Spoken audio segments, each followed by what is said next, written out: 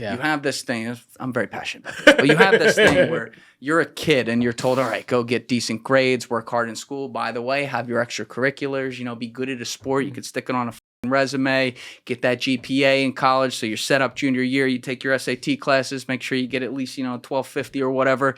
You get into a decent school so that your parents can throw you a graduation party and tell all your friends you're not retarded. Then you go to college, you go there, you drink, smoke, and but you get your work done, you have a decent GPA, and you start doing those internships when you're a sophomore and junior in college, and then boom, you come out and you go into a respectable industry to get a respectable job so you can start making money. And this is something that men were always so, because it's like, okay, we come out, we do that. This is like our default settings. Right. And then we start to find the girl maybe at 25, 26, 27, but we're working our ass off. We get married at 29, 30. We start popping out kids at 32. Maybe we're a VP of some marketing or whatever it is now. We're making $120K a year in New York. That's enough to walk my dog, take a piss, and clean it up with, whatever. Nail to the team. But I'm saying, like, this is my second time listening to this. Like you said, we've already had 5 news cycles since he got in here. And that's being conservative. There's been more than that. Things change very quickly. And also, people can get caught up in the moment. And we were talking about before you got here, while we were all recording the Patreon episode, talking about this Douglas Murray, Dave Smith back and forth that happened with Joe Rogan yesterday. It's like, there is such thing as like the woke right. Oh my God. Are you kidding me? Big time. Jesus Christ. Woke right Inc. We have a term for it. You have a term for it? Yeah. Who invented it? I don't care who invented it, but it pisses me off. Like, India wins again. Damn it. You brought that up, and I don't know, like, from the like, I'm an immigrant, and I know Douglas is from the UK.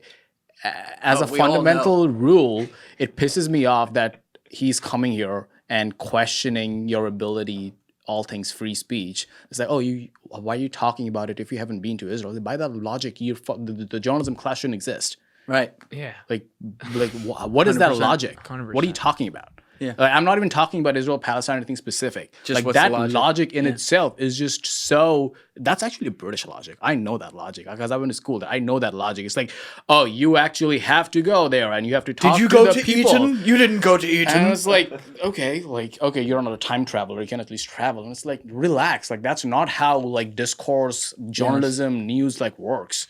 You do your research. You let people know what you think about it. And if people like it, they go with it. If they don't like it, they'll let you know, and we back and forth with debate. Yes. And I think beyond that, though, what he really blew it with is he had a chance to bring up more what I'm getting at. Like, you have on one hand, you have that elitism class that exists across the spectrum, right? And Douglas Murray outed himself, if he wasn't outed already, as clearly in that class, regardless of, in his case, he's more of a conservative guy or whatever. Quick point there. Just being part of that is not a pejorative. What do you mean? Like, being part of the elite automatically is not a minus point for me. However, if you use that point as a cudgel against people like Dave Smith or like, let's call it the alternate media, what have you, then I have a problem with Agreed. So you're not labeling people on just the circumstances of the environment they're from. You're labeling people on how they behave when they're put into an environment where that can be something or not. Correct. Yeah, I like that. I agree 100%. He obviously was a part of the camp that said, I'm of the elite. You've never been? You've never been there? He was so like, it was like a dramatic play watching him go at Dave Smith with that. And Dave's just a normal fucking dude. And Douglas he almost can't compete with that. But what Douglas was bringing up when he was defining the woke right was you have people who now got so pissed at the left that they're questioning and things that happen with establishments and things like that, righteously so, where now they're questioning everything that ever happened and they're using like a confirmation bias to go to the worst boogeyman of everything. And what sucks is that Douglas went about this in the most condescending fucking way that he completely blew a great opportunity that, by the way, Dave Smith and Joe Rogan probably would have agreed with him on some of those issues. Maybe not all of it, but they might have even been like, wow, actually, yeah, no, there is something to be said there. But he had to walk in there and say, I'm the king of this court now. And unfortunately, he whiffed. And so now things like that will continue to fester and people will take their meaning of life and define it on, their favorite tweeters online, and these tweeters say these things that are objectively crazy, and they'll throw things out that are like evidence that aren't really evidence, but then it spreads really fast because 280 characters has the ability to do that because no one's reading the fucking thread. Let me use the woke right point to segue to immigration and what's happening right now. Okay.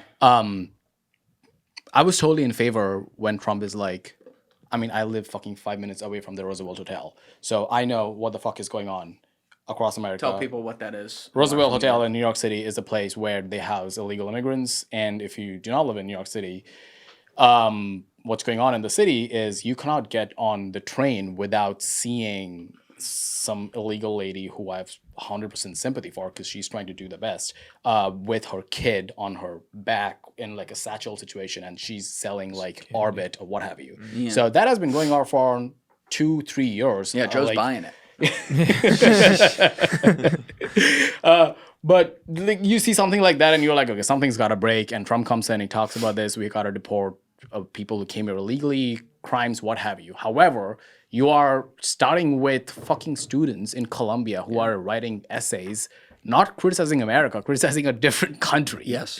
How is that? Like, how is that on the priority list? It's crazy. It's and unfortunately, we were also talking about this, but it's like, my second biggest disappointment with that podcast was that it wasn't 6 hours because they were just getting warmed up at 3. Oh, yeah.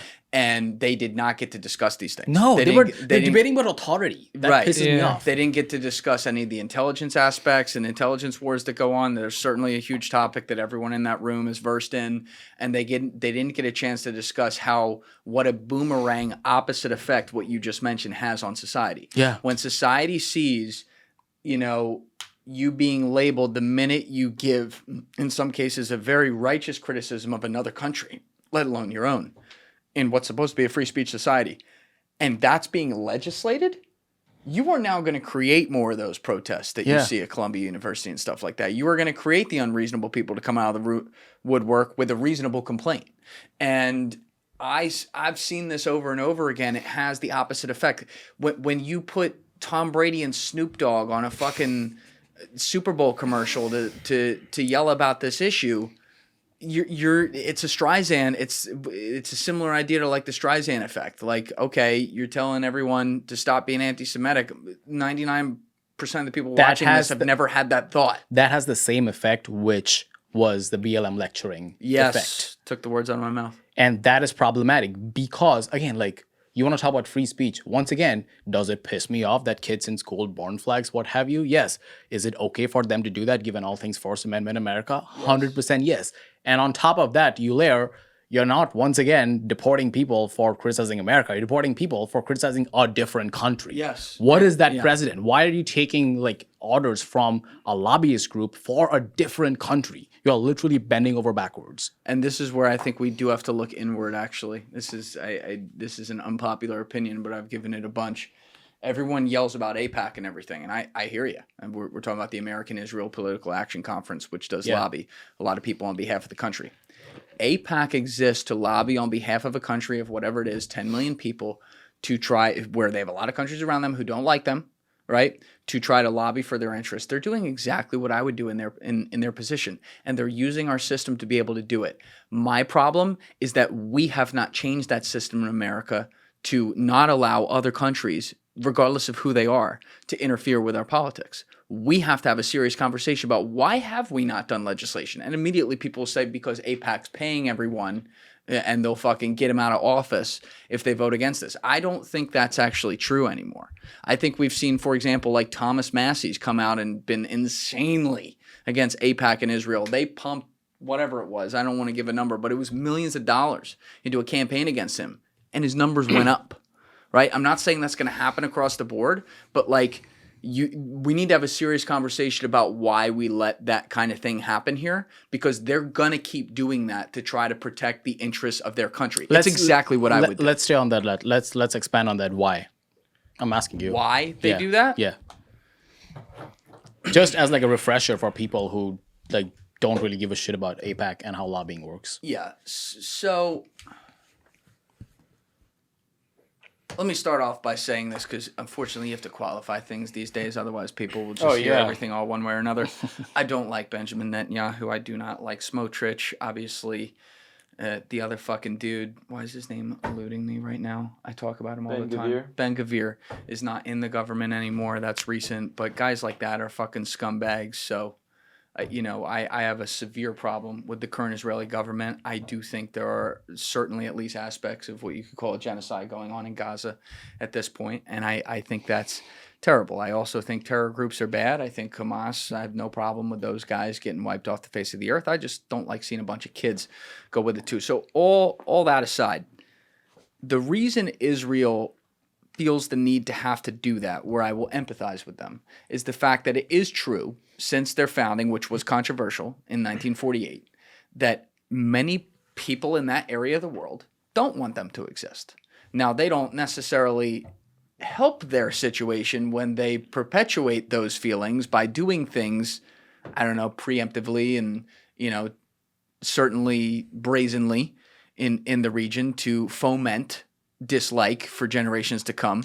That said, I understand that they do live in a constant state of danger. Therefore, when you have a friend as big and bad and powerful as the United States, where, by the way, some of the people who are the same ethnicity that live in your country live here and have some sway too, yeah, you're going to go use that. And when that democratic system has a loophole that allows people from another country to come in literally openly with the interests of that country to pay politicians and help get them into office in exchange for them clearly doing what you want to do that's going to be forwarding the interests of your country, of course they're going to do that.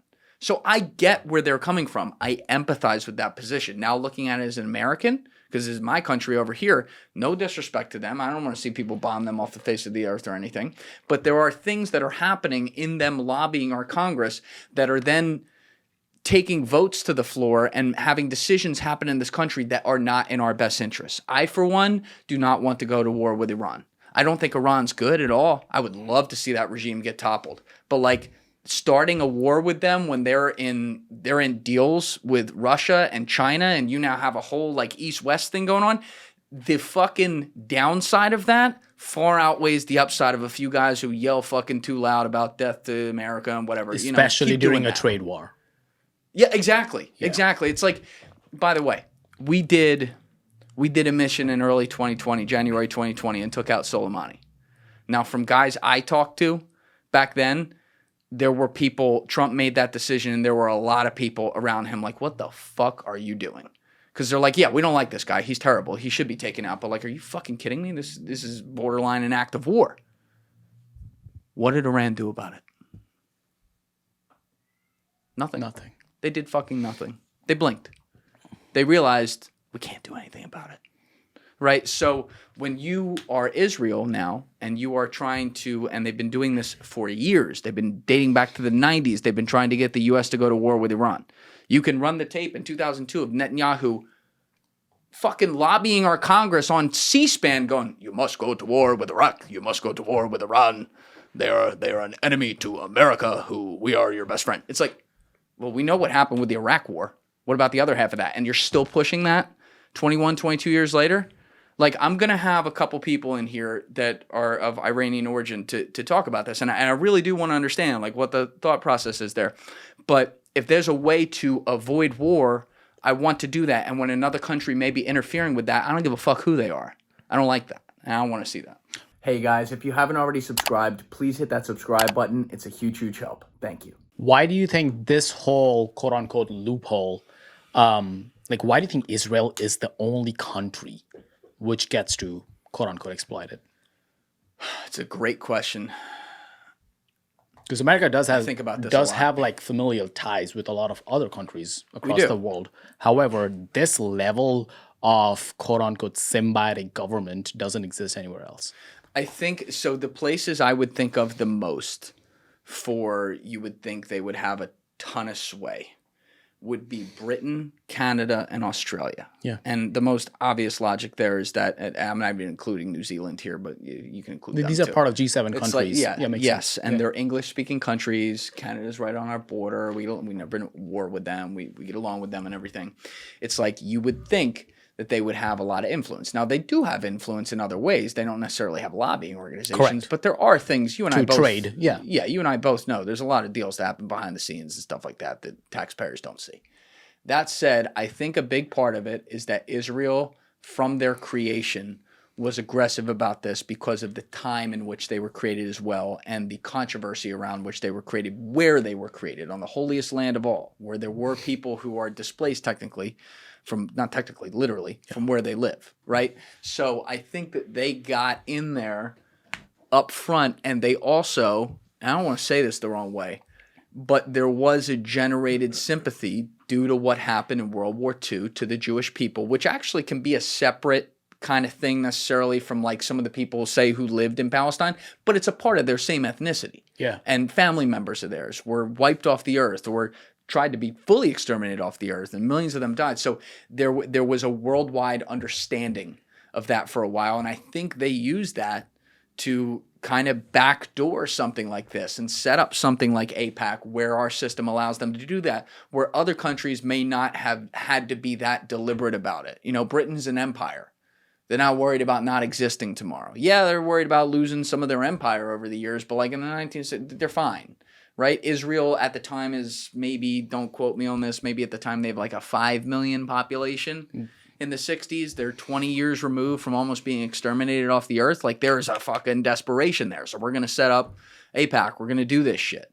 And yeah, then the obvious point is that where they need to be respected on their skill is that they do have the best spy operations in the world. And you could say they probably have had that since for decades at least. And they are very, very adept and very brazen at being able to get their way in the espionage underworld. And we have had a lot of people of different perspectives, let's say, who come from our intelligence community who have been in my studio, and whether it's on camera or off camera, say the same things about it and talk about how much Israel was brazen about that. And they didn't like that. The intelligence community of, you know, say Mossad, and it's more than Mossad. There are other organizations there too, but, you know, it's the easy one to talk about. And like CIA didn't get along. As far as I know, they don't really get along.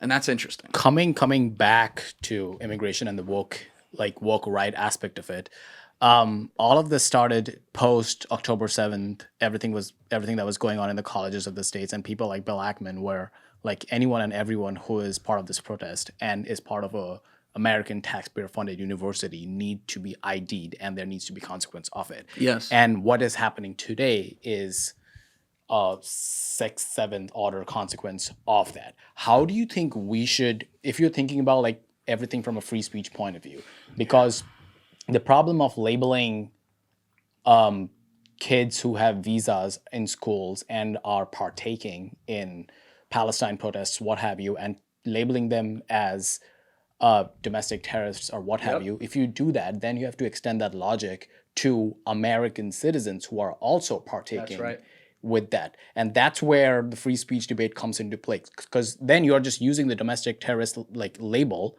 to deport people who you do not like or whose views you don't like. That's right. How do you think we should actually think about free speech and domestic terrorism in this context? Well, we also shouldn't immediately market everyone that we decide we don't like, that we're going to deport as a Hamas supporter. Let's just start right there, because there are people who that's not even what they believe, or at the very least what they're leading with. They're more like Free Palestine. And I understand that this is a very hot button issue. There are children being shot directly through the heart over there right now by sniper rifles. This is a real thing. And no, Douglas Murray, I didn't have to go there to fucking know that. You want to pull up all the evidence and have this conversation. Like, yes, do I think Douglas Murray makes a fair point about the fact that we seem to just take whatever the Gaza Health Ministry says as the numbers of what's happening? Yes, that's a fair point, because there is some interference with Hamas, certainly within that. But does that mean it's not happening? Does that mean that like it's okay that all these people are fucking dying 2 years coming up on 2 years after October 7th, when Hamas's organizational structure has long been decimated? It's not completely gone. I'll give Israel that. Like, there's still some around, but like, you are creating the new Hamas terrorists. You're creating them, and it's a self-fulfilling prophecy. And to go back to your question of like what to do here, you know, God, it's so strange, because a lot of Trump's base is really not fucking with Israel right now.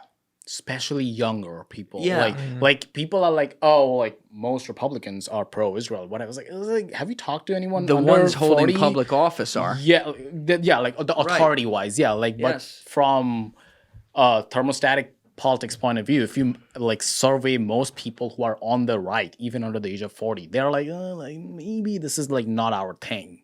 It's where you have the Bloods and Crips meme Yeah. for the left and right. Yeah. People are like, yeah, we agree on this one. Like this is getting a little fucking crazy.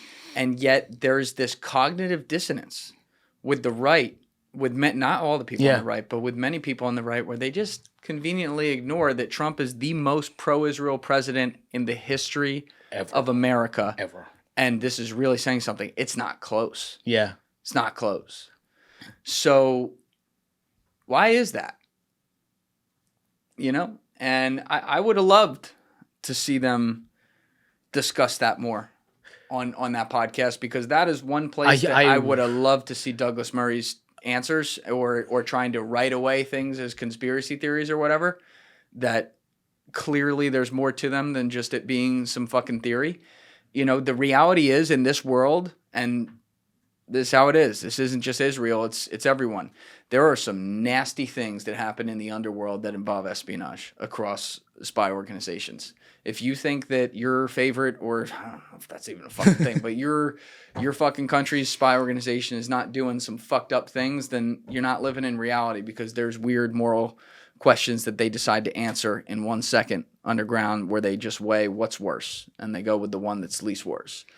But yeah, are there things that, you know, have involved Israel that could be used to curry favor across Democratic and Republican politicians that, you know, could have just gotten caught up in that? Absolutely. And the fact that that's not a conversation that's ever been had is crazy, because we have it about every other country. We talk about that about every other country. People are talking about Chinese spies all the time. People love talking about Russia spies and the KGB. Yeah. You'd think they fucking did everything that ever happened. But if people talk about Britain and some of the things that have happened in history there, where they spy on us too. So why don't you talk about it with Israel? It's a very, very fair question. And like, you know, we're going to have some people in here from both sides of the issue coming up that I'm excited to talk with. And when it comes to the people who are pro-Israel, that will be probably their sticking point. I got to go with the people that are more anti-Israel. I'm going to have to ask them about the realities of like Israel having their existence threatened, because there are so many people around there that don't like them. Mm-hmm. And they should be, they you know, they overuse the fuck out of this line, like Israel has a right to defend themselves. They say that about anything. But there are scenarios where they do have a right to defend themselves, because there are real things that happen. Like they did have a right to respond to October 7th. For sure. 100%. You know? But like, where do you take that? You know, if I'm going to criticize, this is what's crazy. If I'm going to criticize my government about how we handled Iraq, my own government, right? I don't fuck with Dick Cheney and George Bush. I wouldn't want to be associated with them. Then I can absolutely criticize another government that's doing that. Like I think Kyriaka was in here explaining Netanyahu's never even won with a plurality. There's so many fucking parties over there. He wins with 27%. Highly unpopular in his own country. So how many people in the country even support what's going on? A lot of them don't. They all want to exist. They don't want to be bombed. They may be like, we need to limit maybe some Palestinians coming into our borders because we're paranoid about it. As a human being, I understand that. That's not ideal, but I get that. There's a huge difference between that, though, and saying, let's just fucking kill everybody. And I don't know why. I don't know why the average people who have a clear opinion where they're pro-Israel can at least see that part. Because by the way, I am pro-Israel existing. I'm pro-Palestine existing though too. You can't say that. So as far as the pro-Israel people go, I'm a fucking anti-Semite because I believe in a two-state solution. But, you know, and then the Palestinian people will be like, so you think that desecration of a state should even exist? I'm like, you can't win here. Yeah. Given our proximity and what happened with All Things Candace and Daily Wire, I think this is a really good opportunity to talk about the quote-unquote alternate right-wing media ecosystem. and the state of it. Because for the longest time, it kind of happened as a consequence of the liberal stronghold in media, where Fox News was the only quote unquote alternate voice, which people had access to. But right now, there's a really well established pipeline of all things right wing content online. Yes. And one of their biggest quote unquote, way of getting people to pay attention is that we are the alternate voice. We are what you will not get. Do you think that still holds true, given the fact? And I don't want to say like, oh, Daily Wire is too big, then that's why like they're just as good or as bad as the mainstream media. Because I don't think being big is like a barometer of whether or not you are mainstream or not. But to your point, you just said no. But I want to question, like, first of all, why no, and second of all, what do you think is the goal of that industry as of now? You and I, let's start with the first part, and then if I can remember the second part, we'll come back, but you'll bring me back to it. You and I met through our mutual friend Tommy G a while back. And Tommy G and I were on the phone, I'll say recently, discussing this because, he's not in the podcasting lane, but he's in the documentarian and telling real stories lane. Smart guy. Fucking brilliant. And he's someone who is truly, truly independent, and I am too. And we are obsessed with never losing that about ourselves. And just so with the definitions right, I just want to define what independent means in this context, which means that you are not funded by anybody else. Anyone is not paying your bills vis-a-vis all of this. You are pulling your own weight through ads, through memberships. Not just that. I'm going to take it a whole nother level. We are also not politically affiliated. Correct. Your political affiliation. No one is telling editorial point. That's the more important part. There are a lot of people who are calling themselves independent right now that their actions have proven that they're not. Period. Okay, we have defined what independent means. Now go back to Tom. Independent means that if you are going to call yourself an independent journalist, you're a journalist, which means, I'm going to hold you to the standard that I hold myself. When I go down and I vote, which I vote fucking 4 blocks from here at Center City, for every position down to fucking dog catcher, I do my civic duty, I go in and I vote, and I write journalist abstain. There is no affiliation whatsoever. We know how pendulums of societies are. We know how things go. We know how a human being is going to have biases and is going to feel certain push and pulls and whatever. But I am going to maintain my ability to be able to call things like I see it, with having no fucking skin in the game of the people that I call it about. And there are a lot of people right now who are still out there. Now, Daily Wire, by the way, is not one of them. Daily Wire says what they are. Yeah. They are a right-wing conservative block, and I will defend them on that. I know they've had a lot of issues over there with other stuff. Some of that seems indefensible, but I will defend guys like that on that type of thing. I will defend the Sean Ryans of the world and the Patrick Bet-Davids of the world, because they're very clear about where they stand. But it's not to sit here and like call out everyone and whatever. I don't think that's what this is. I think we're in the middle of a cultural phenomenon right now. There are guys who have way bigger platforms than I do and way more things being thrown at them than I do. So who the fuck am I to say how I would handle all those things? But I think what Tommy and I were talking about is we got to be really fucking careful about how things look just as much as how they are. And do I think it's a great look that like a lot of independent media people are going to the inauguration? Oh. No, because I know that if, fucking Anderson Cooper were standing right there next to Kamala Harris getting sworn in, he'd be getting drilled, and he deserved to be. Now, do I think that my guys are the same as that? No, I think Joe Rogan's great. I think Theo Vaughn's fucking great, right? I enjoy the Nelk guys, and they actually also kind of come at it from a very clear lens, by the way.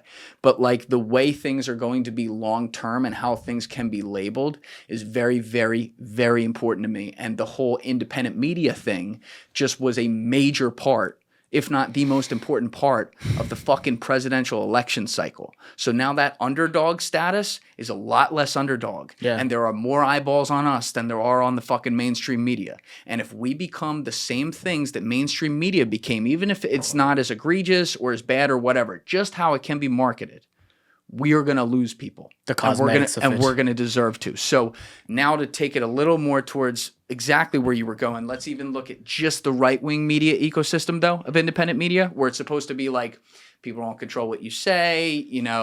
It's still just dudes talking in a studio. You're the real deal. Right. Now you look at Daily Wire, now you can criticize them because it's like now there's clearly people in back offices saying, all right, we're going to make a show that does this. We're going to have a hard stop at this time. And they talk in corporate speak, and suddenly they're controlling what the narratives are. And when people say things that they don't like, oh, you're out. That's a problem. And I don't care what side of the aisle you're on. That's a huge, huge problem. And, you know, if I were a liberal strategist or a conservative strategist right now involved in either one of the quote unquote independent media worlds, meaning let's label this part of the level of independent media, meaning just something that's not one of the mainstream networks that's, you know, funded by a public company and things like that. It's more of a, you know, small brand type idea. Then I would be having a hard look in the mirror about the freedom I give the people on my platform to run their show and do what they want to do. If we're truly going to be independent, then everyone's got to say what they're going to say, and, you know, we'll deal with how the chips fall. The problem is the lawyers get involved, and I'll defend the lawyers here. It's just a shitty way that the system works. Their job is to find fucking risk everywhere and identify it and try to prevent that. And they're not thinking about like how this looks or what the cultural war is going to be. That's not how they think.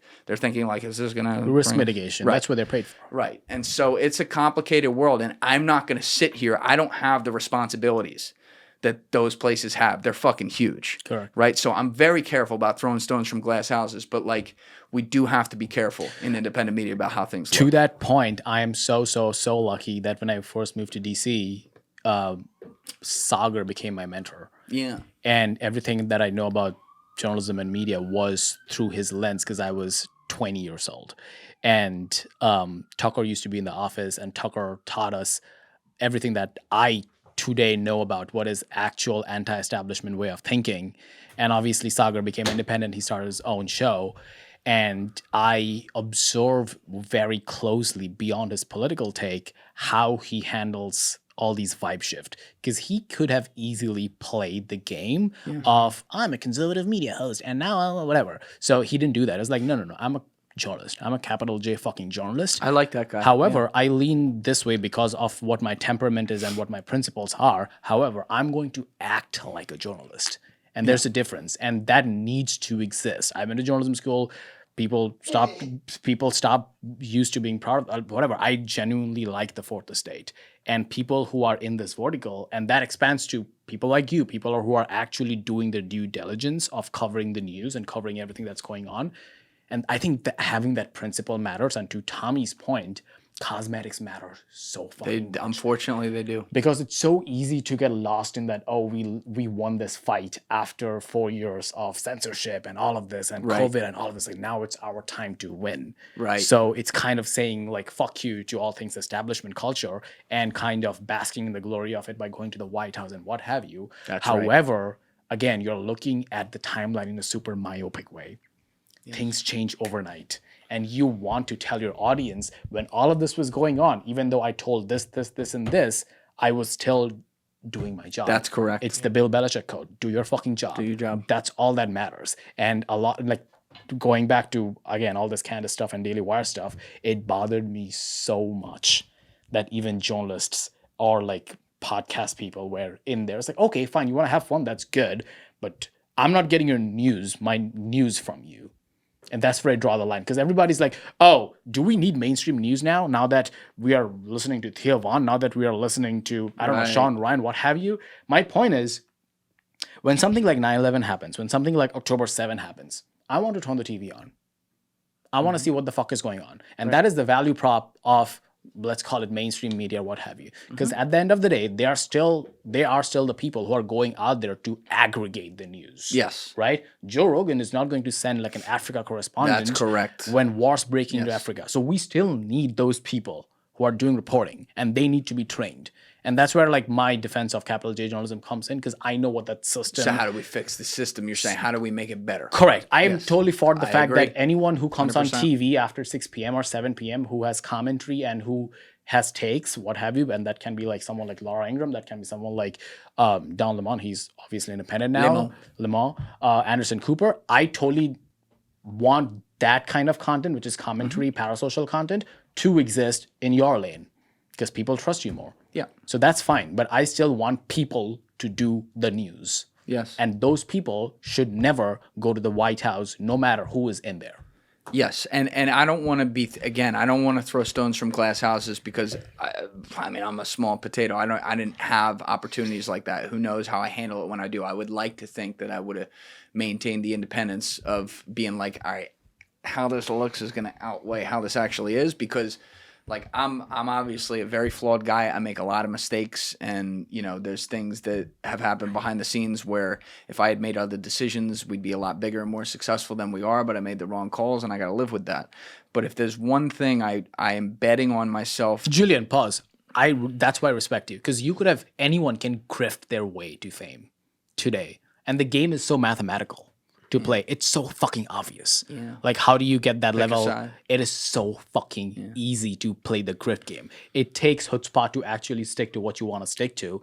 And that is one of the reasons I respect what you do. I respect what Tommy does.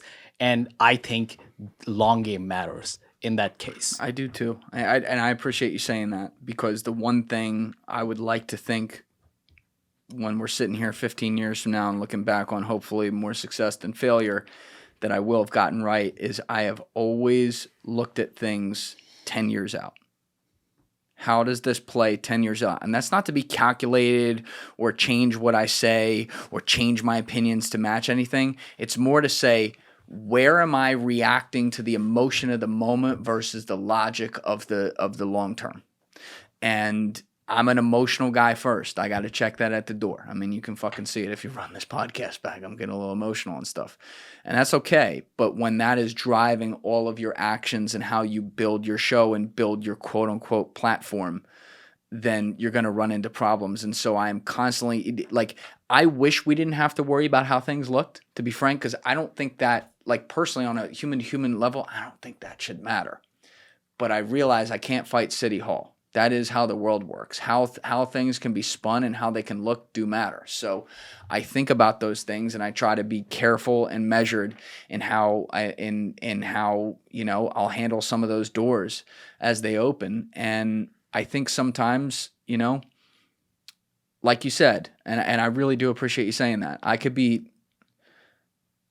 very wealthy right now. It would have been very easy. I could have just picked a side on some issues and fucking done my thing. You know how I can do a video, turn the camera around and do my thing. But I've never done that because that's not me and that's not how I feel.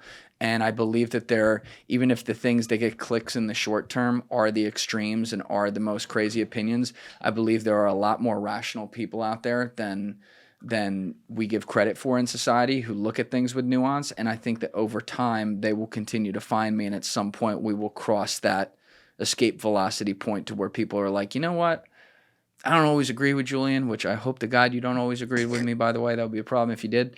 But there's just a level of like real actual conversation that happens on his show, and I can judge how I want to judge and move the fuck on with my life afterwards. If people are saying that 5 years from now and we're building an audience like crazy, then I'll know I've done my job the right way. Let's go back to the White House real quick, because I'm super interested. I've never been.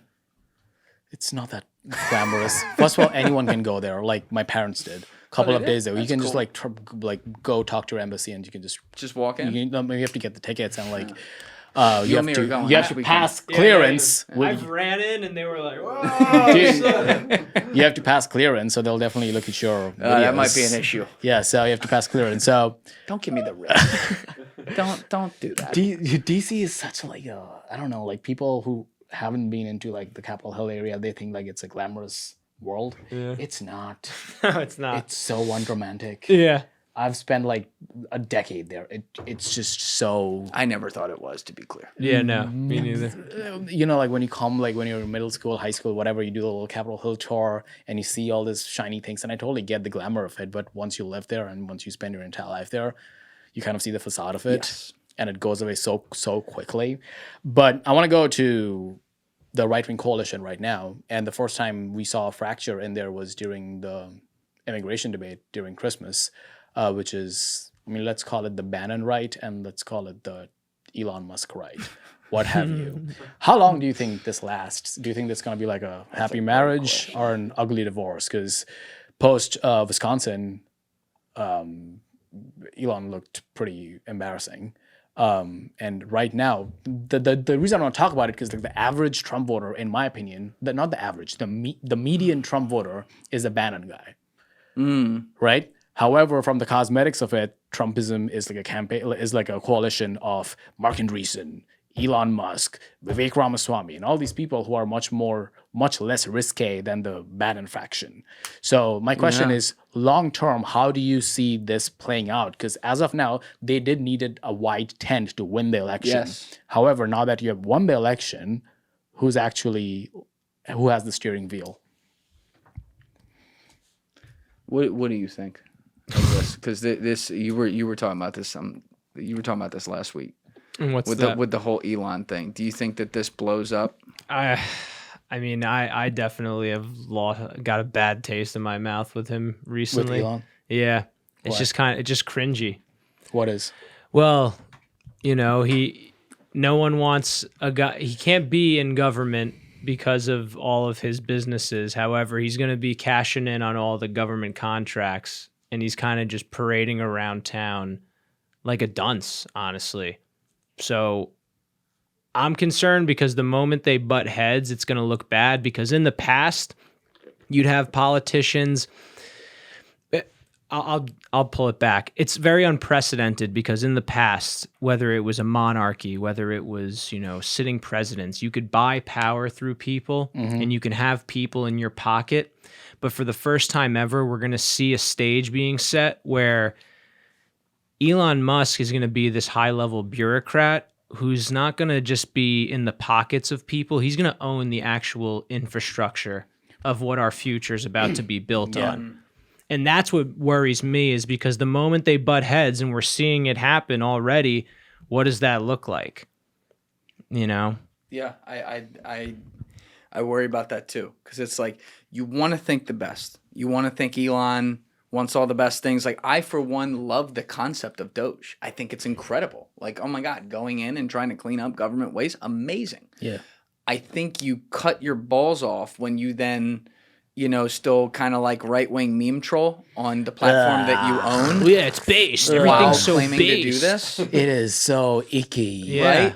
Oh my And- God. And like, I've had this line for years. You and I had this line in fucking episode 132 when we were recording 3 years ago, and I've had it since the very beginning. It's like, I'm a fan of Elon. Yeah. I love him trying to get us to Mars. I think rockets are cool as shit. I think like building sustainable cars is cool as shit. But I'm not a fanboy of anybody, No, let alone him. Meaning, I am not going to sit here and guzzle his fucking balls every time he says something because, oh, that's the cool tech bro saying this thing, right? I'm going to look at things the same way I look at everything else when someone else says something objectively. And I'm going to say, okay, it doesn't mean he's all wrong about something, but it also doesn't mean he's all right about something. So like, I can look at something like Doge and say, love that idea. Don't love the optics of one of Trump's biggest funders running this, who, is also getting, as Joe points out, huge government contracts and he's a human being, right? So if you really want to hit the left on something, they deserve to be hit on this. They had Elon Musk. Oh yeah. And they pushed him the fuck away. Yeah. And they deserve a fuck ton of blame on that, because he tried to be reasonable for a long time. And as a human being who got punched over and over again, he finally got punched enough that he started punching hard back. And what happens as human beings goes right back to that equal but opposite reaction. When we start punching back, it's a good feeling. I don't know if you've ever done it, but like, it's a very good feeling when you do that and you start to say, I want to do that some more. I might buy this platform here, and then I can punch back on this platform.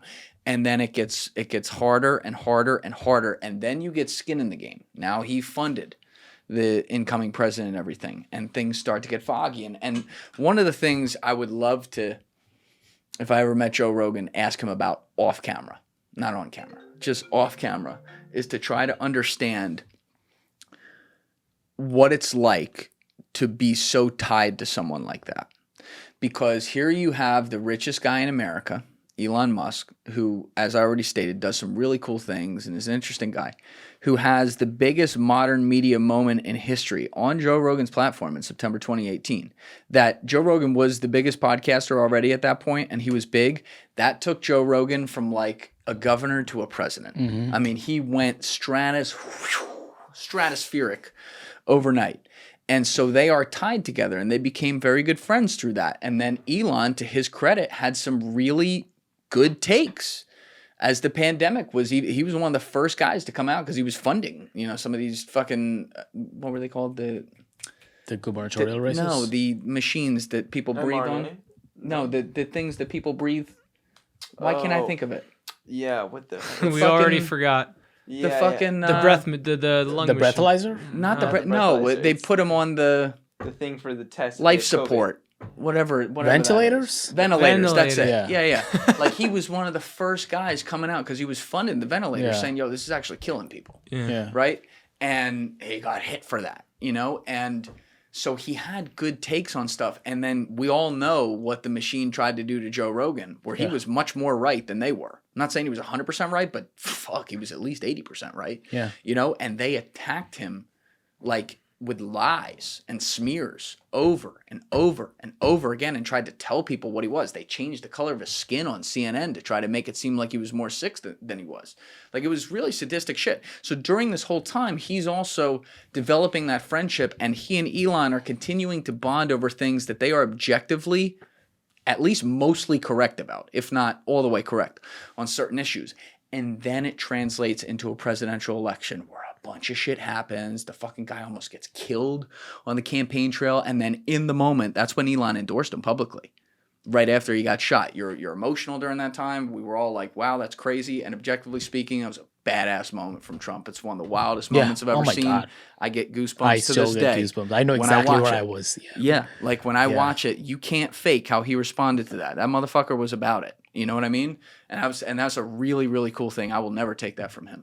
But now all these things have and it's like the train was going down the rails, getting faster and faster and faster and faster and faster and faster and faster, and it just a keeps cliff going there, yeah. all the way into an election, to the point that the day before the election, Elon Musk is coming on for 3 hours screaming, "We're never going to have an election again if Trump doesn't win," and then really getting Joe to endorse him on his own platform. Yeah. By the way, I mean, that was a real thing. Joe put out a tweet. I don't have it in front of me, but Joe put out a tweet when he put out that podcast on X that night before the election, where he said, Elon makes what I believe is the strongest case yet for Trump, and I'm with him all the way. Enjoy the podcast. And 20 minutes later, it was edited. And Joe explained later why it was edited. It's because Elon called him and said, "You must say you're endorsing Trump. You didn't say it explicitly. Say it." So then the tweet became, "Elon makes what I believe is the strongest case yet for Trump, and I'm with him all the way. And to be clear, yes, that is an endorsement of President Trump." Now you have the owner of a platform, the richest guy in America, going on the biggest podcast platform in the world the day before the election to make his case, which he's allowed to do. I'm not blaming that. And then basically pressuring his friend to say something that Joe's never done that, as far as I know. He's never, he kind of endorsed Bernie Sanders during a primary, but Bernie was never going to win, and it was like a halfway endorsement in the middle of a podcast conversation. He's never come out and done that explicitly. And Joe's in a position where do you have to say yes to that? And also, he happens to agree with a lot of things, righteously so. I understand, what's going on and things that happen to him that, Trump more aligns with. And Kamala wouldn't even fucking come talk to him in his studio. I mean, that was insane that she wouldn't do that. So I see all these things, but it's the pressure builds over and over again, to the point that now, Elon just went on a show again a month and a half ago, and I don't envy the position Joe is in. And I think it's really tough to criticize him, because it's well, that's his friend. They've been through a lot. He's trying to clean up the government. I appreciate that. Would I challenge him? I don't know. But then when people come at Joe and say, "Why the fuck are you just letting him say whatever he wants to say?" I understand where those people come from. It's just a really, really difficult spot to be in, and anyone who says they know how they would handle that is full of shit, including me. I don't know how I would handle that. So there were a lot of people who used to criticize. There were a lot of people on the right who used to criticize the revolving door of mainstream news, which is someone like Jen Psaki can leave the government and then get an MSNBC gig right away. Yes. Compare that ecosystem to, Elon Musk, proximity to Joe, already is in the government, can now also go to Joe anytime he wants to and make his case. And I think people are doing a disservice to their own IQ if they don't realize that these are the exact same thing.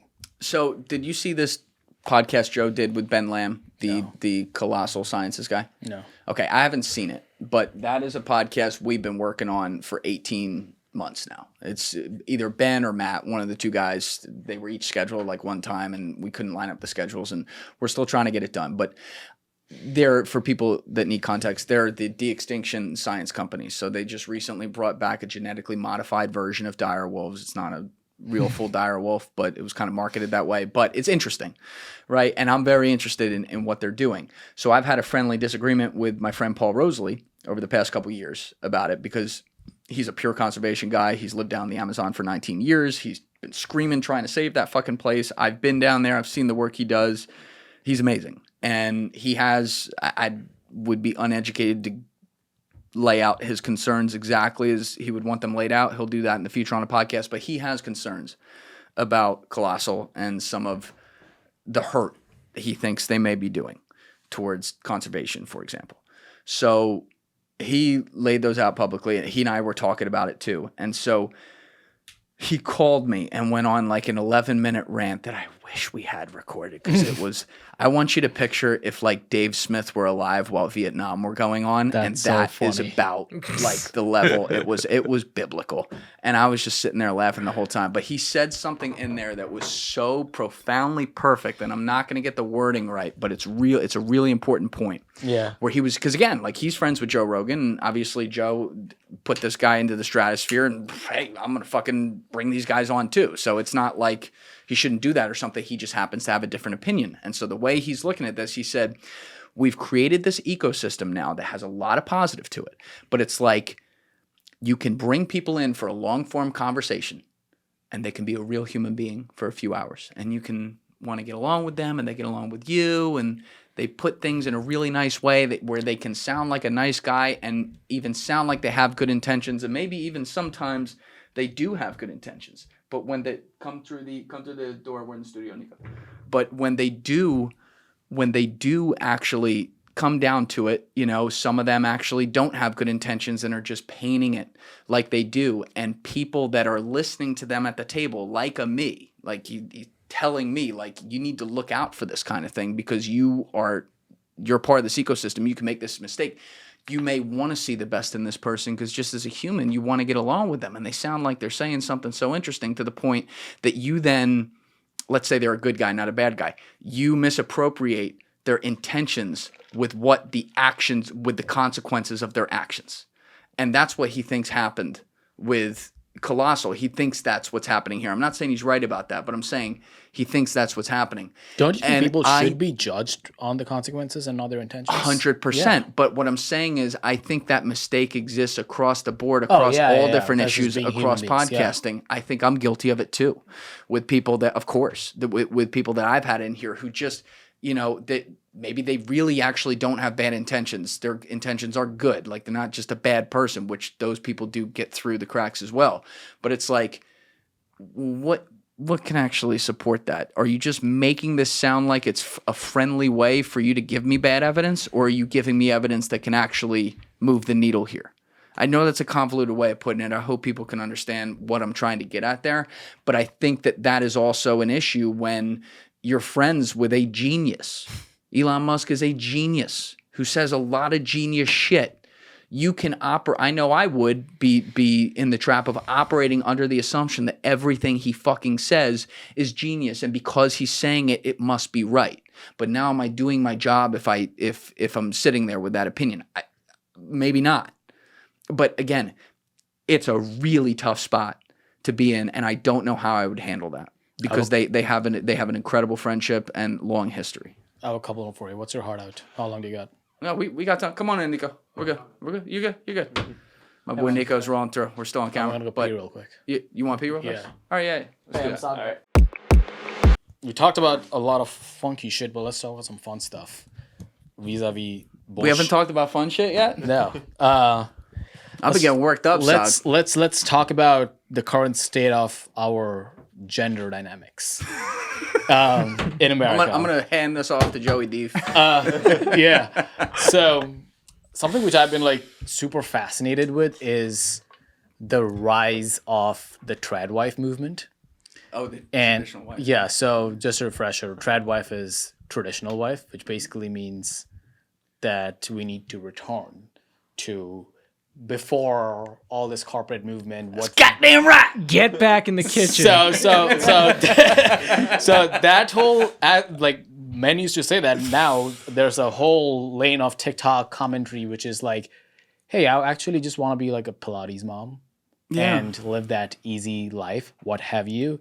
And it's funny to talk about it because when I was coming of age, the rise of what I call like BuzzFeed feminism was coming into place, which is, you know, like the Amy Schumer type of commentary, which is women need to dominate in the workplace and what have you. I come from a family where my mom made more money than my dad, so I'm super empathetic to In India.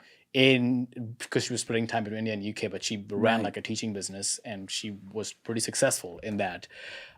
So I know what a successful working woman can look like. However, I think right now tracking this rise of tradwife movement, while at the same time, most people who are graduating out of school are women. Most people who work in like the 9-to-5 corporate structure are women making more money than men, are not at the top level, but in an average median way. So where do you think this goes? Where there's like this whole yearning energy of women saying that maybe all of this is like not worth it. Yeah. While at the same time, the capital C culture is telling you that no, you can do exactly what dudes are doing. All right, this is dangerous. I know, I love dangerous that. little road you're taking me down. So let me layer this one. Number one, I think people should have a choice to do what they want to do. Yeah. I don't think there should be set roles of like, this is what we do in this society. If you're a woman, this is what we do in society if you're a man. That said, there are certain things that statistically women are going to lean more towards and men are going to lean more towards. You make a really good point about there being more college graduates that are women or you know, obviously, like just mathematically, there's more of them doing that. I do think in society we have started to sell women a lie, though. What I mean by that is not that women shouldn't be CEO or that women shouldn't strive to eventually be a woman president, right? I think those are great things. But I think we've sold to women that this social plan I talked about the last time I was on with you is also for them too. So let's review that for people that haven't figured that out. You know, you have this the thing, social contract. Yeah. You have this thing. I'm very passionate about this. But you have this thing where you're a kid and you're told, all right, go get decent grades, work hard in school. By the way, have your extracurriculars, you know, be good at a sport. You could stick it on a fucking resume, get that GPA in college. So you're set up junior year, you take your SAT classes, make sure you get at least, you know, 1250 or whatever. You get into a decent school so that your fucking parents can throw you a graduation party and tell all your friends you're not fucking retarded. Then you go to college, you go there, you drink, smoke, and fuck, but you get your work done, you have a decent GPA, and you start doing those internships when you're a sophomore and junior in college, and then boom, you come out and you go into a respectable industry to get a respectable job so you can start making money. And this is something that men were always sold, because it's like, okay, we come out, we do that. This is like our default settings. Right. And then we start to find the girl maybe at 25, 26, 27, but we're working our ass off. We get married at 29, 30. We start popping out kids at 32. Maybe we're a VP of some fucking marketing or whatever it is now. We're making $120K a year in New York. That's enough to fucking walk my dog, take a piss, and clean it up with, you know, whatever. He has this nail to the teeth. But I'm saying, like, this is my second time listening to this shit. Then it keeps going through. And as you get up through your 30s, you're popping out more kids. Now you're setting up fucking, what is it, 501c3s or 529, whatever the fuck it's called. I'm not in finance anymore. You set up that stuff so that they can save for college, which, by the way, by the time they get there, there's going to be twice as many people graduating from college. The degree's watered down, and it's going to cost 3 times as much for you to be able to be told that there's no such thing as fucking two genders. And then you're in your early 40s. Now you don't like your wife anymore. You fucking are fighting with her all the time. So you go play golf on fucking Saturday mornings to get away from her. Maybe Tuesday afternoons too, if you're high enough up in your company. And eventually along the way, you're saving your 401k so that you can look at that fucking 65. I'm out. 65. I'm out. 65. I go buy my condo in Florida. I go down there. I stop being productive. Maybe I take a walk in the morning to feel important or feel like I'm actually getting exercise. I look at the sun and I wait to die. This was something that was sold to men since World War II. It also along the way started being sold to women to the point that they are trying to automatically default, be the breadwinner and go be the corporate girl and whatever. And maybe that's not what they want. Maybe they actually do want more the most important job there is in the world, which is to be a mom. Like, I'm sitting here, and by the way, I have both worlds with this, so I can really speak on this. My mom, who's my hero, had I don't know, 15 or 16 miscarriages, and she ended up with me, which was a fucking handful. Like that was the blessing and the curse, if you will. But she had a very prestigious public school teaching job in a major league, huge district, was making bank. And she left that behind at the drop of a hat to raise me. And I remember when I was 3 years old and went into like my first little preschool or whatever, she decided to take a part-time back with that. And she lasted about 3 weeks because she wanted to be home to raise me. So she did that and devoted her life to me, which I owe her for into perpetuity. And then when I was 10, she decided, you know what? While he's away at school during the day, I can fill that time up and I can do things. And she did awesome things. She became a personal trainer. She ended up owning a gym and selling it. She went back to her roots, became a college professor at the local community college because she could teach classes at 12 o'clock and 1 o'clock and pick me up from school. You know, so she was able to live those worlds and do the entrepreneurial thing as well and have her own personal training business, but be a mom. And that was the most fulfilling thing that she ever did. And I think there are a lot of women out there who can absolutely do both and become the CEO and also be an amazing mom too. And like, you know, maybe they even went to an Ivy League or something, so they've really invested in this.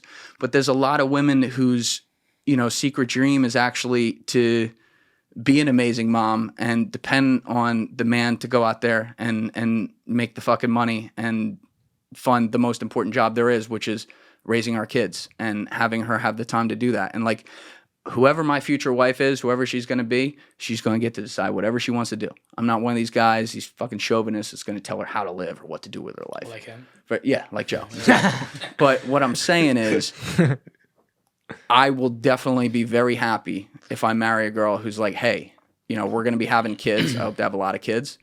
And I want to stay home and raise them. I'm going to be like, fucking A, please do that. And I will take care of the rest. Because that's why I've worked so hard to do what I do right now, so that we can have that luxury. And also maybe come up in a world where our kids don't have to just follow those plans.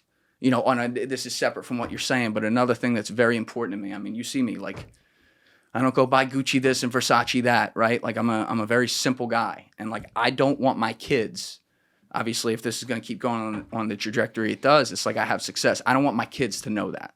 I don't want to live in a fucking 12-bedroom house and have fucking 3 houses in other places. I want my kids to grow up to be dogs, right? I want them to grow up and form their own way. When we had Redman in here and he started talking about all his kids and all the different shit they're doing that's completely away from what he did, I thought that was amazing. Because Redman never switched up, bro. He didn't give a fuck. MTV Cribs came to him and said, hey, we'll give you a house to rent so it can look more important. He's like, fuck that. Come to my 2-bedroom and see my dollar box in the kitchen, bitch. Like, he didn't I love that, man. Maybe that's why we got along.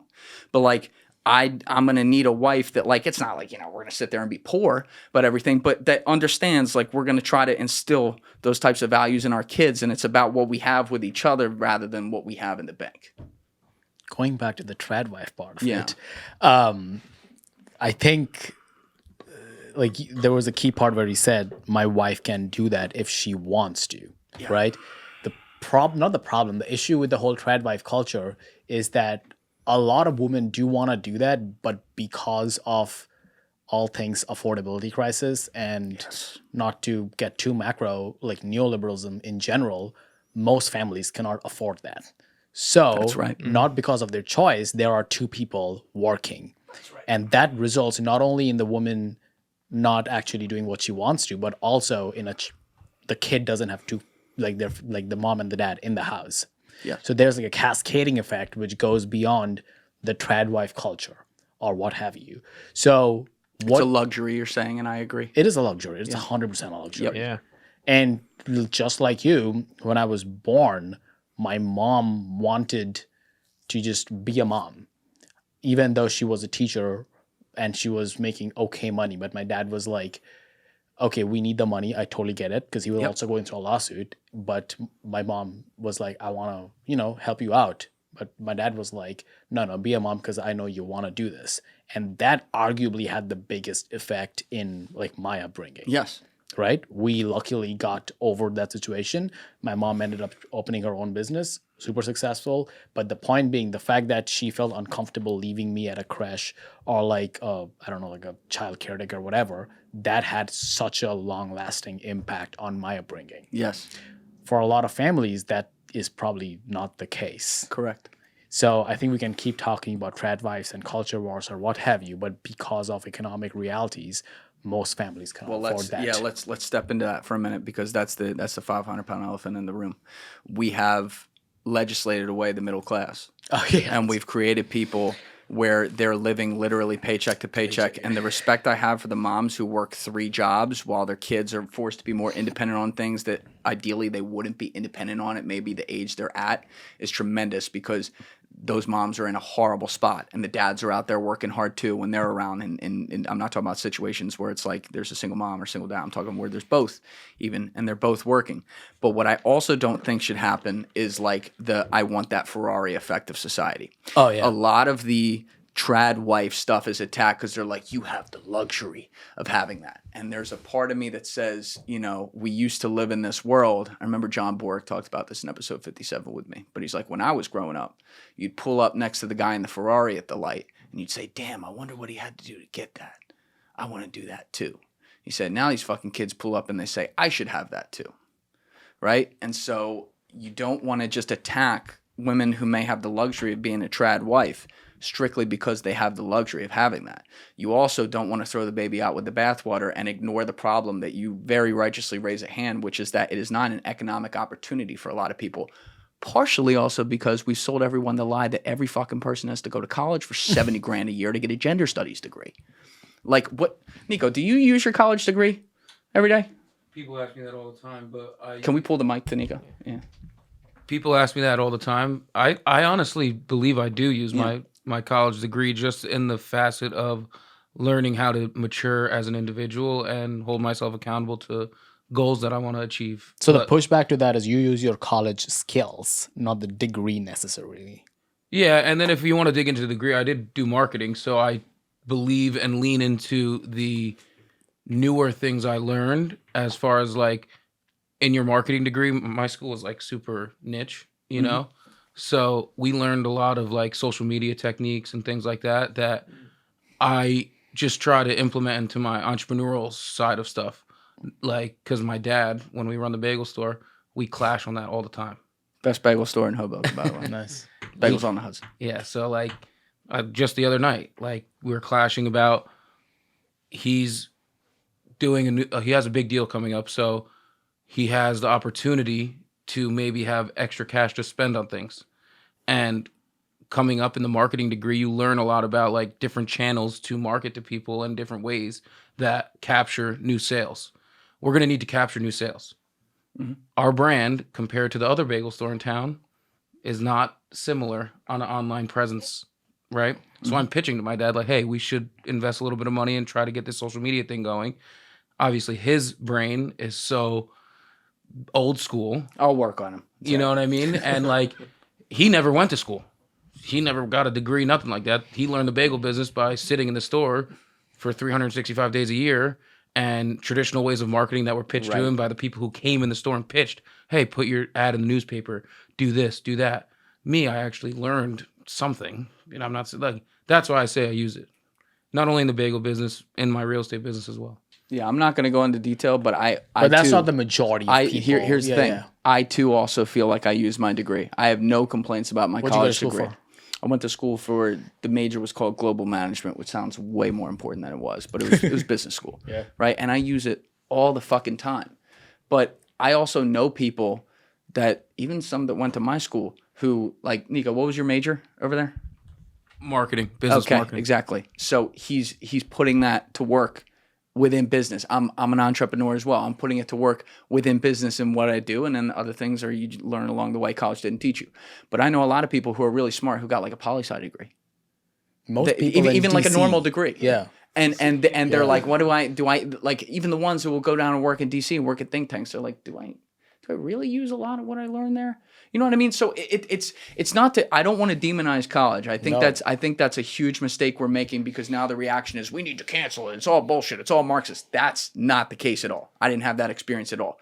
But like that healthy middle ground of like, all right, well, maybe this kid wants to own a contracting company, so college isn't for him. trade school is for him. And by the way, he's going to be fucking driving around a Bentley when or he's more when he's money 40. than accountant, maybe. Yeah, whatever. That's right. So it's like, but you also need college for engineers and lawyers and doctors and all this shit. So it's very important, but we've watered it down so much and we've put these expectations on it and we tell these kids, you know, when they're fucking 17 years old to sign their name to a loan and they don't even know how money works. It's like the system's set up to fail. Exactly. The system is set up to fail. And I think we got to reckon with that sooner rather than later.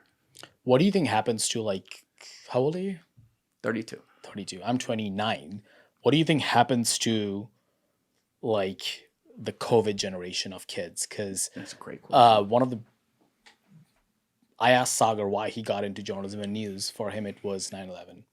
I was too young to remember 9/11, but for me, it was all things 2016, which is Trump circa first election. Is that when you immigrated too? No, I moved to the UK when I was 16 or 17, and then I moved to the States when I was 20. So what, like 2014, 2013, something like that? In the States? Yeah. 2017. Okay. Yeah. Got it. So, but long story long, I still remember my first day I got out of Dulles in DC and all the Kavanaugh protesters was going on. And I was an intern at the college. I like beer. Good, great timeline. But then I got to the office. I got an internship at Tucker Carlson's blog, which was Daily Caller. And in my first day in the States, I met Tucker. And Tucker was like, "Don't judge us. We are not like this," because he was referring to everybody outside. But then we met again, like literally like 4 months later when things were even more chaotic. And he was like, "You know what? Judge us."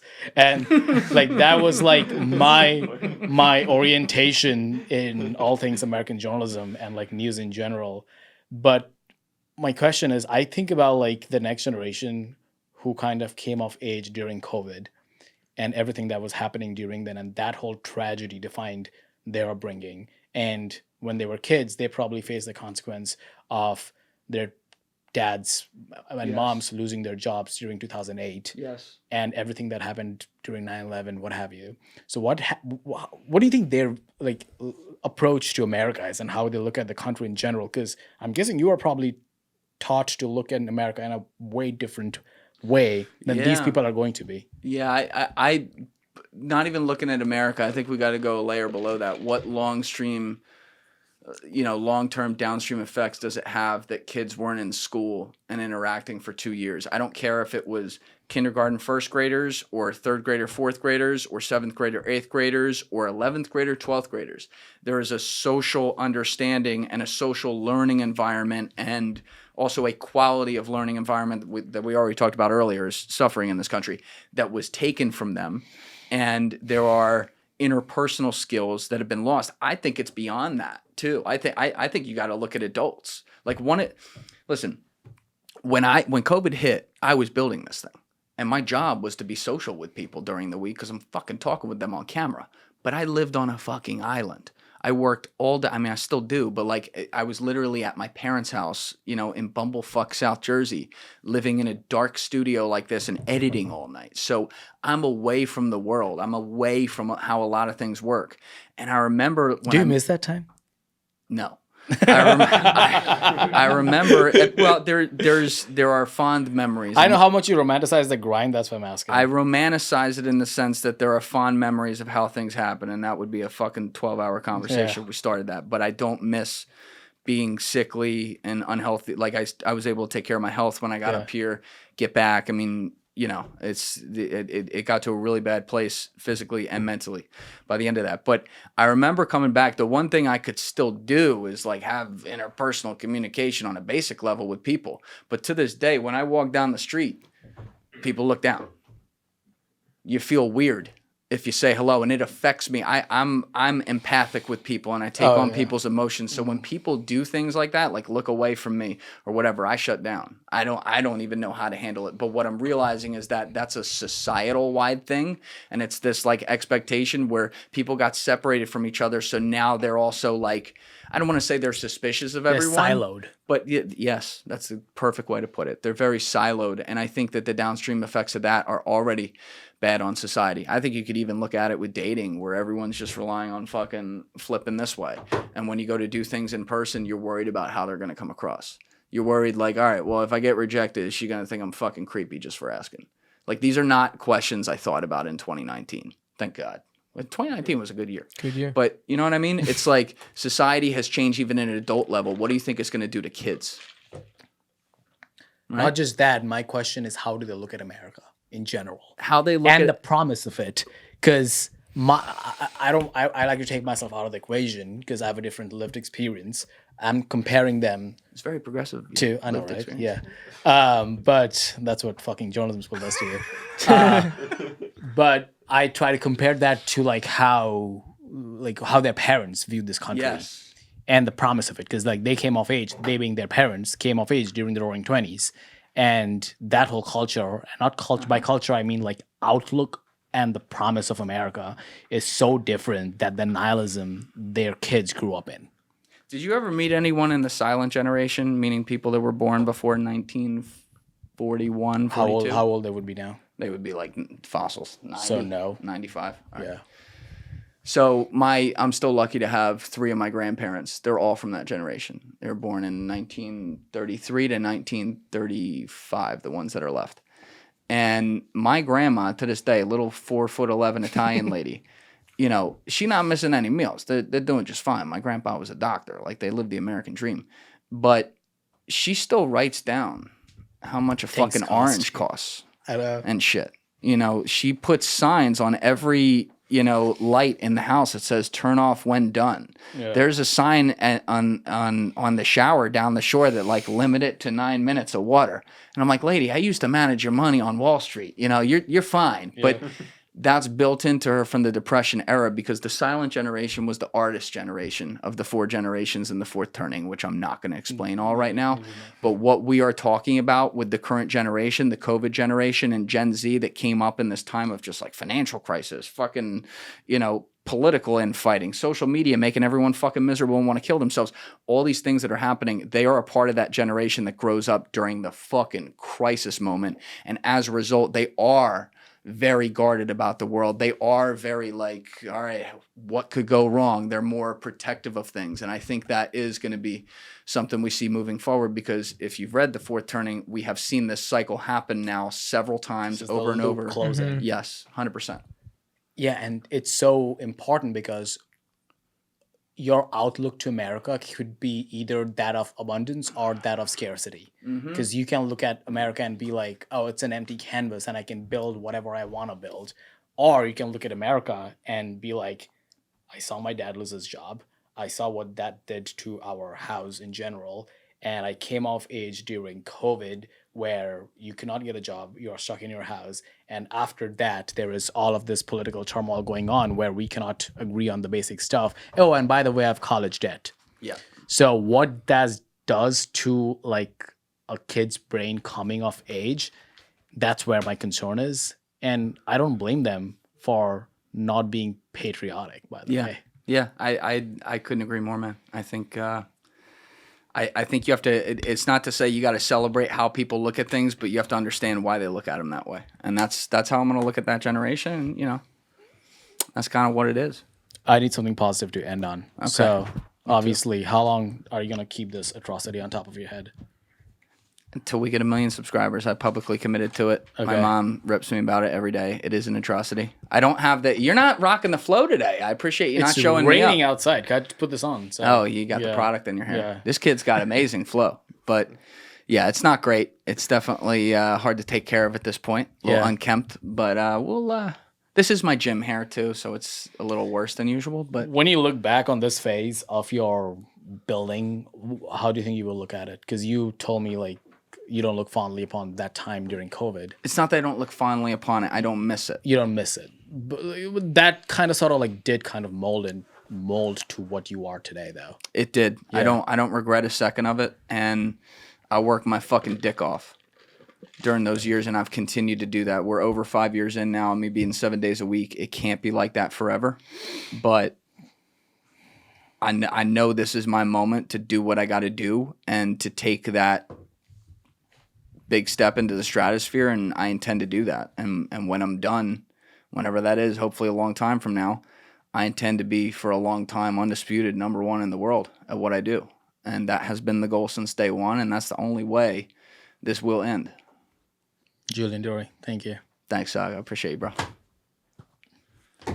Thank you guys for watching the episode. If you haven't already, please hit that subscribe button and smash that like button on the video. They're both a huge, huge help. And if you would like to follow me on Instagram and X, those links are in my description below.